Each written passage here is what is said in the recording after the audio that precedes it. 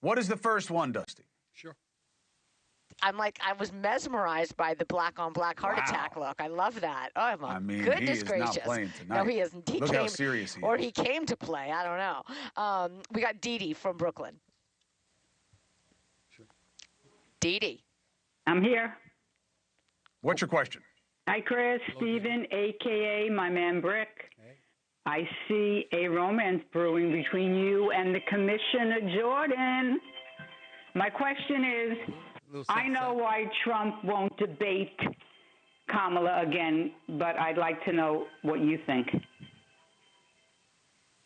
Well, first of all, I don't think we truly know why. On one hand, he might not want to debate her again because she took it to him in this debate. On the other hand, he might have the same mentality that he had during the Republican primaries. What do I have to gain? The fact is he didn't go up against Nikki Haley. He didn't go up against Ron DeSantis. He didn't go up against Chris Christie or anybody else. And he cakewalked into the Republican nomination. So his mentality may very well be, why bother with all of this stuff? I think that the skids were greased against me. I'm thinking of the mindset that it was 3-on-1 the other day in his mind anyway. And he's like, why do I need to subject myself to this when I can let the voters decide, because that strategy has worked for me up to this point? It could be that. Yeah, I think that's definitely part of it, 100%. Next. Yeah. Okay, so his name is Trucker Nick, and he is from Utah. Trucker Nick, you're on. Hey, Trucker Cuomo. Nick, it's been a minute. What's your question? How you doing?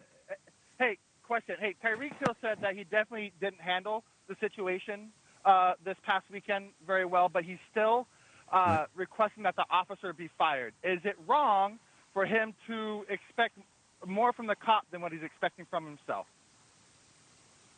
Well, I don't Stephen, think that before it's you wrong answer, for let's him play to- people. I'm sorry. Let's play people a little bit of what he said so they have context. Yes, I will say I could have been better.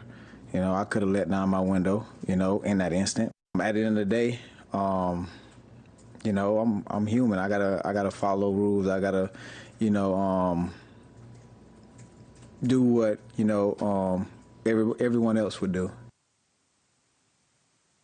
All right, go ahead, Steve.